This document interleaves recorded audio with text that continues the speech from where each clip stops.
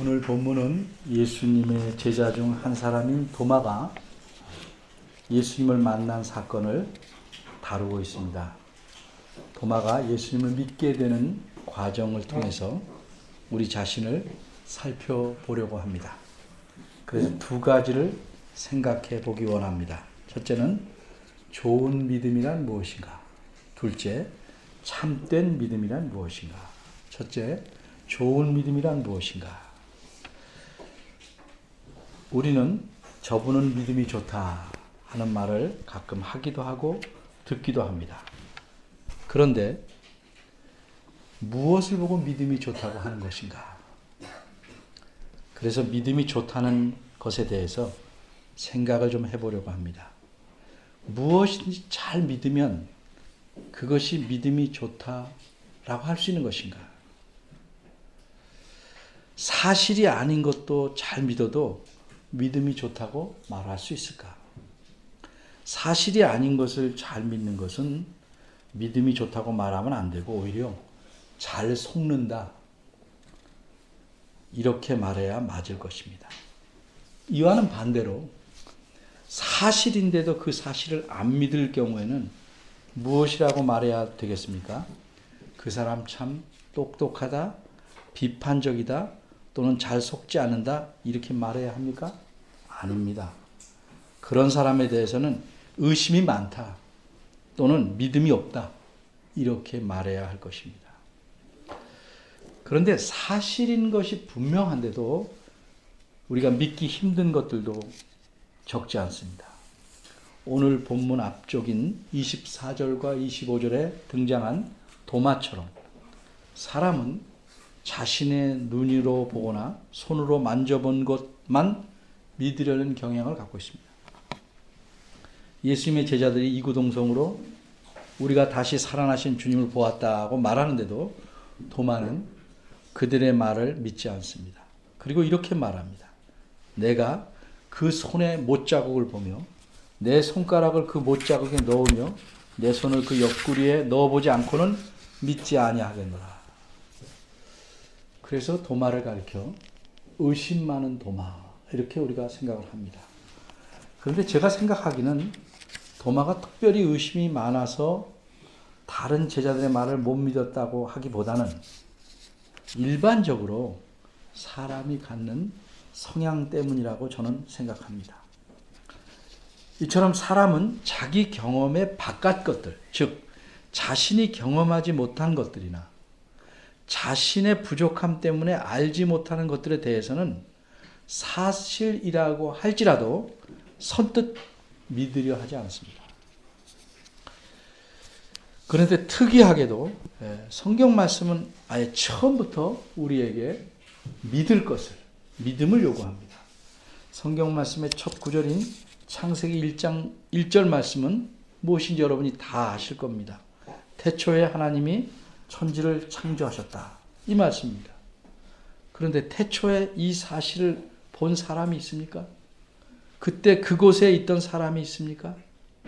아주 오래전에 하나님께서 욥에게 나타나 이렇게 말씀하신 적이 있습니다. 무지한 말로 이치를 얻게 하는 자가 누구냐? 너는 대장부처럼 허리를 묶고 내가 네게 묻는 것을 대답할지니라. 내가 땅에 기초를 놓을 때 이 세상을 창조할 때 내가 어디 있었느냐? 내가 깨달아 알았거든 말할지니라. 이런 하나님의 물음에 내가 거기 있었습니다라고 대답할 사람이 있겠습니까? 아무도 없습니다. 이처럼 성경 말씀은 처음부터 하나님이 말씀하신 것을 사실로 받아들여야 하는 믿음을 요구합니다. 그래서 믿음으로 성경 말씀을 받아들이지 않는 자는 성경에서 아무것도 믿을 수 없습니다. 또 다른 한 예를 들어봅니다. 히브리서 9장 27절은 이렇게 분명하게 말씀합니다. 한 번 죽는 것은 사람에게 정하신 것이요 그 후에는 심판이 있으리니. 그런데 성경 말씀을 믿지 않거나 믿지 않으려는 사람은 어떻게 말합니까? 이 말씀을 듣고 죽어봐야 알지 어떻게 아는가. 꽤 똑똑한 듯이 말합니다. 그런데 그렇게 말하는 사람에게 제가 되물어보고 싶은 게 있습니다. 당신이 죽어봐야 알지라고 했는데 당신이 죽어보면 과연 알 수 있을지를 어떻게 아냐.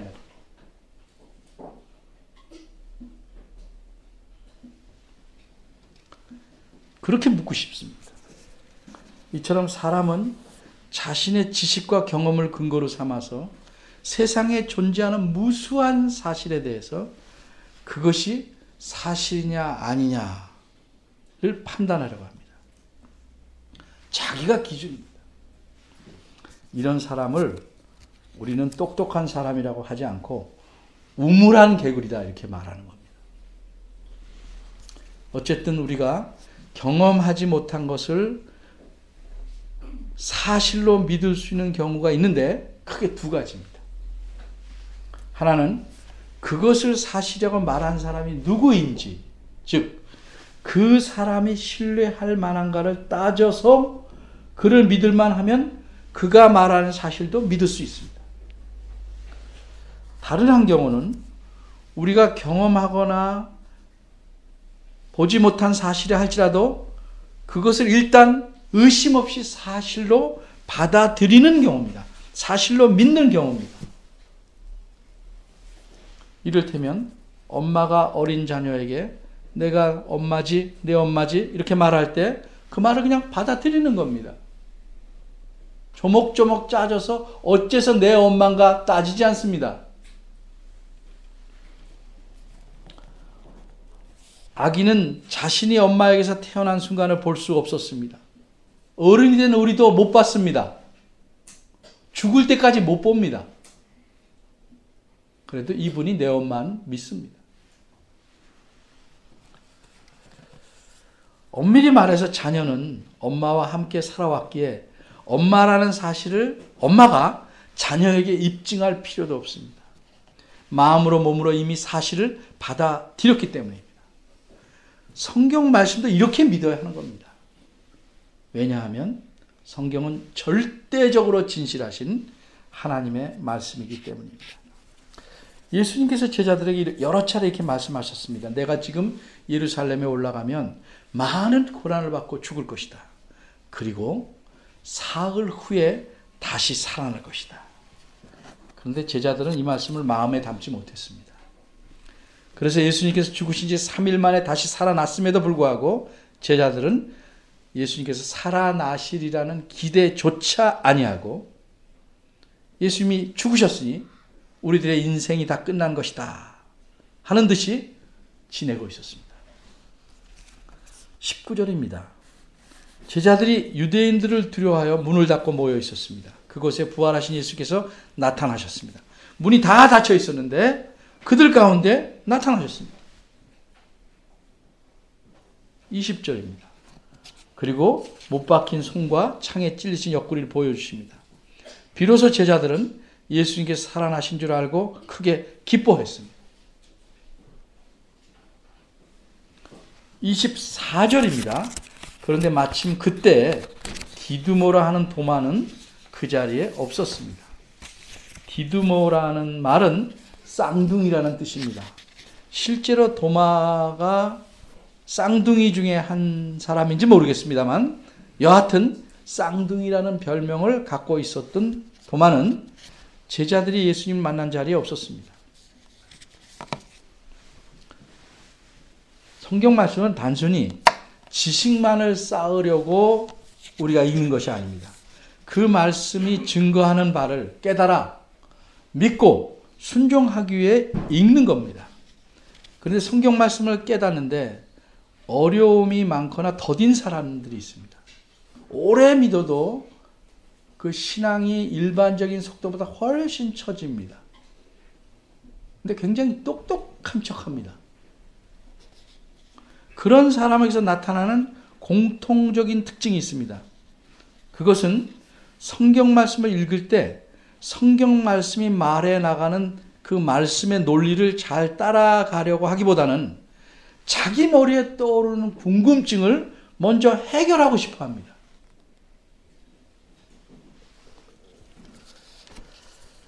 예를 들면 오늘 24절에서 본문 앞에 24절에서 이런 궁금증을 가진 사람들이 있는데 의외로 많습니다.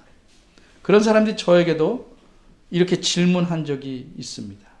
무슨 질문입니까? 24절을 보고 그냥 이해하는 게 아니고 이런 질문 같습니다. 도마는 그럼 어디 있었어요? 도마는 제자들과 함께 있지 않았다? 그럼 도마는 어디 있었을까?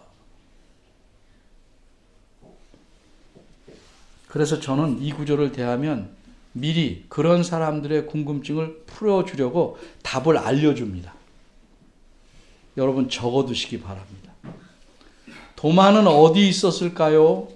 이에 대한 답은 부엌에 있었다입니다. 어째서 부엌에 있었는지 잘 모르겠으면 이후에 따로 생각해 보시기 바랍니다. 이게 영어로는 알 수 없는 답이에요. 우리말이니까 가능한 답입니다. 제가 왜 이렇게 엉뚱한 답을 할까요?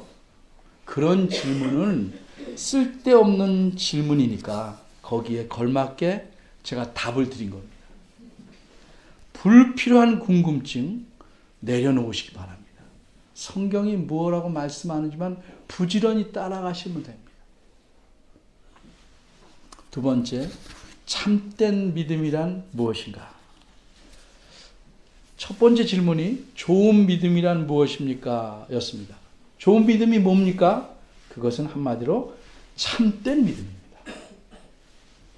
그럼 이제 참된 믿음이 무엇인지를 본문을 통해서 생각해 보겠습니다. 26절입니다. 도마가 그런 말을 한 지 8일이 지났습니다. 예수님이 다시 나타나셔서 제자들에게 평강이 있을지어다. 여러분이 잘 아는 샬롬 이렇게 인사하셨습니다. 그리고는 도마에게는 이렇게 말씀합니다. 어떻게 아셨는지 또 궁금합니까? 아셨습니다. 어떻게 아셨는지 8일 전에 도마가 다른 제자에게 했던 말에 마치 그 말을 그때 들었던 듯이 답변하십니다. 내 손가락을 내밀어서 내 손을 만져봐라. 내 손을 내밀어서 내 옆구리에 넣어봐라. 그리고 믿음 없는 자가 되지 말고 믿는 자가 되라. 이건 참으로 부드럽게 책망하시는 말씀입니다. 이 말씀을 들은 도마의 심정은 어떠했을까요? 저는 이 말씀을 읽을 때마다 도마가 돼봅니다. 정말 민망하고 죄송스러울 것입니다. 아마 얼굴도 빨갛게 됐을지 모르겠습니다. 믿음 없는 자가 되지 말고 믿는 자가 되라. 이 말씀을 좀 자세히 생각해 보겠습니다. 이 말씀은 쉽게 말하면 못 믿지 말고 믿어라 하는 뜻입니다. 그럼 무엇을 못 믿지 말고 믿어라? 무엇을 믿어야 되는가? 단순히 예수님께서 다시 사신, 부활하신 사실을 믿으라는 말씀일까? 만일 그렇다면, 그 예수님의 의도라면 도마는 어떻게 대답해야 합니까? 아, 이제 예수님 보니까 예수님께서 다시 살아나신 것을 믿겠습니다. 이렇게 대답하는 것이 알맞을 것입니다. 그런데 28절을 보면 도마는 그렇게 대답하지 않았습니다. 그런데도 예수님께서는 도마의 대답을 또 그대로 받아들였습니다. 바꿔 말하자면 도마야, 너 왜 내 말을 피하고 내 부활을 믿는다고 확실히 말하지 않고 말을 돌려 말하냐? 이렇게 말씀하지 않았단 말입니다. 29절을 보면 예수님이 도마에게 너는 나를 본고로 믿느냐? 이렇게 말씀하셨는데 이 말씀에서 예수님이 28절에서 한 도마의 대답을 듣고 도마가 믿었다는 사실을 인정한 겁니다. 넌 나를 본고로 믿느냐? 그래, 넌 근데 보고 믿는다, 이게. 믿는 사실을 인정한 겁니다. 그럼 어째서 예수님은 도마의 대답을 들으시고 그의 대답을 믿는 것으로, 못 믿지 말고 믿어라 할 때 그 믿는 것으로 받아들이셨을까요? 자, 우선 28절을 봅니다. 도마는 무엇이라고 대답합니까? 나의 주시며 나의 하나님이시니이다. 이렇게 우리말로 부드럽게 표현했습니다. 원문을 보면 아주 이게 단답같이 말합니다. 도마는 예수님 보고 나의 주님 그리고 나의 하나님 이렇게 말합니다. 이게 끝입니다. 물론 풀어놓은 게 잘 맞습니다. 나의 주님, 나의 하나님. 아주 명확하게 대답했습니다. 예수님께서 못 믿지 말고 믿으라 하신 것은 도마의 대답이 물 받아들이셨으니까 예수님이 못 믿지 말고 믿으라 하신 것은 단순히 예수님이 다시 살아나셨다는 것 사실만을 믿으라는 의미가 아닙니다. 예수님께서 다시 살아나셨다는 것은 예수님이 과연 누구신가를 증거해 주는 사건입니다. 따라서 예수님은 도마에게 내가 다시 살아났음을 보고 내가 누군지를 믿으라고 요구하신 겁니다. 내가 누군지를 믿는 거예요. 이런 예수님의 요구, 그 요구의 의도를 도마는 깨달았던 것입니다. 유대인들은 구약성경의 가르침을 잘 압니다. 예수님께서 죽은 자 가운데서 다시 살아나셨다는 것은 무엇을 증거하는가? 구약에서 계속 말해온 이분이 곧 그리스도시다. 이분이 곧 하나님이시다 하는 걸 증거하는 겁니다.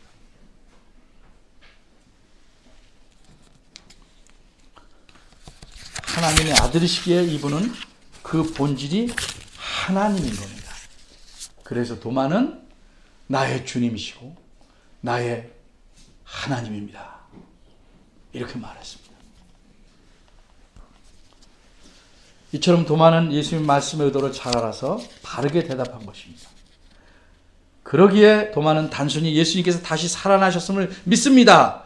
이 정도로 대답하는 것이 아닙니다. 요즘은 하도 부활을 부인하는 사람이 많아서 부활을 믿는 교인도 굉장히 뭐라고 그럴까요? 쓸만하다? 라고 볼 수 있는데 믿음은 그게 아닙니다. 부활이 증거하는 바를 믿어야 됩니다.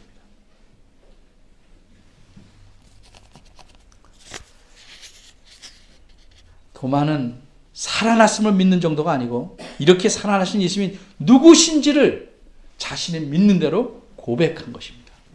예수님은 나의 주님이시고 나의 하나님이시다. 이렇게 고백한 것입니다. 이런 도마의 고백을 듣고 예수님은 흡족하지만 그래도 2% 부족해서 9절에서 이렇게 말씀합니다. 너는 나를 보고 믿느냐.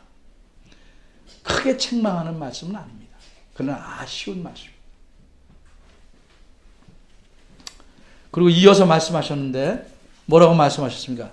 나를 보지 못하고 믿는 자들은 복되도다. 무슨 뜻인가? 그 말을 풀어 설명하면 이렇습니다. 그러나 앞으로는 모든 사람이 너처럼 나를 보고 믿을 수는 없다. 예수님은 승천하시니까. 나를 직접 보지 않고 믿는 자들이 근데 있을 것이다. 어떻게 믿을 수 있는가?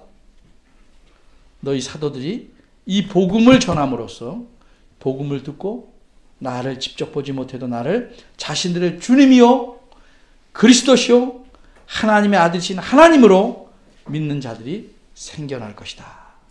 그리고 그들에게 복이 있을 것이다 라고 말씀합니다. 많은 사람들이 말합니다. 나는 예수님 한 번 보면 믿겠습니다. 그렇게 안 됩니다. 이 성경 말씀이 증거하는 바를 믿어야 됩니다. 부활을 믿는다는 것은 예수님을 믿는 믿음의 핵심입니다. 알맹이입니다. 그러나 부활을 믿는다는 것은 단순히 예수님께서 다시 살아나셨다 하는 정도를 그 정도 사실을 믿는 것이 아니고 그 사실을 통해서 예수님과 나의 관계가 어떤 것인지를 믿고 받아들이는 겁니다. 이게 참된 믿음입니다. 나하고 관계 없으면 그건 믿음이라고 할 수 없습니다. 다시 말해서 예수님이 나의 주님이시고 나의 하나님이심을 믿는 것, 이것이 참된 믿음입니다. 예수님은 나의 주님이시다. 그런데 어떤 의미에서 주님이신가? 어떤 의미에서 주인이신가? 예수님께서 나 대신 죽으심으로써 내 죄를 다 씻어주시고 나를 살려주셨기 때문에 내 주인이 되셨다는 겁니다. 근데 굉장히 뻔뻔하고 굉장히 대담한 종들이 많아요. 주인의 말을 아예 안 듣고 살아요. 예수님은 나의 하나님이시다. 어떤 의미에서 그렇습니까? 이 땅에서 나의 삶뿐만 아니라 영원한 삶까지도 책임지시고 나를 이끌어 가시고 보호하시고 함께 하시는 전능하신 하나님이라는 의미에서 그런 겁니다. 이런 믿음을 갖고 있지 않으면 자신이 아무리 예수님을 믿는다고 우겨도 그 믿음은 참된 믿음이 아닙니다. 다시 분명히 말씀드리건대 예수님을 믿는다는 것의 핵심은 부활을 믿는 겁니다. 예수 그리스도의 부활을 믿는 것입니다. 그렇게 또한 우리도 예수 그리스도 좀 부활할 것을 믿는 것입니다. 그런데 여기서 멈추는 것이 아니고 예수 그리스도께서 나를 위해 죽으시고 살아나셨기 때문에 나의 주님이시고 하나님 되심을 믿는 겁니다. 이것이 참된 믿음입니다. 여러분의 믿음은 어떤 믿음입니까? 우리는 오늘 성찬 예식을 행합니다. 이것을 통해서 우리는 자신의 참된 믿음을 표현하는 것입니다. 나의 주님이시고 하나님이신 예수 그리스도 앞에서 항상 성실하게 신실하게 살아가겠노라 다짐하는 예식입니다. 성찬 예식은 그저 한 번 치르는 행사가 아닙니다. 빠지면 좀 허전하고 체면이 서지 않을 듯해서 참석해야 하는 종교 행사가 아닙니다. 참된 믿음이 없이 참여하면 자신을 속이는 것이고 주님을 속이는 것입니다. 여러분 인생의 최고의 복이 무엇입니까? 여러분 인생에서 가장 최고의 복이 무엇이라고 생각하십니까? 예수님께서 나의 주님이시고 나의 하나님이 되셔서 나와 함께 하신다는 사실, 바로 이겁니다. 이것이 성경에서 말하는 가장 최고의 복입니다. 이런 복을 우리 삶 속에서 드러내는 하나님의 자녀로 우리 모두가 살아가기를 바랍니다. 기도하겠습니다. 은혜로우신 하나님 아버지, 죄가 너무 많아서 우리들은 죽을 수밖에 없었습니다. 그런데 우리들을 살려내시기 위해 예수 그리스도를 이 땅에 보내시고 우리 대신 죽게 하셨습니다. 예수 그리스도를 우리 대신 희생제물이 되게 하시고 살아나게 하심으로 우리의 주인이요 하나님이 되게 하셨습니다. 이 사실을 우리 가슴에 영원히 새기고 늘 주님 앞에 신실하게 살아가며 이 주님만을 참되게 섬기는 저희들 되게 하시옵소서. 주께서 베푸신 은혜를 기억하며 오늘 이 부활주일에 또 성찬식을 행하고자 합니다. 이 성찬을 통해서 주의 은혜를 부어주시고 우리 믿음이 견고케 하시옵소서. 예수님의 이름으로 기도합니다.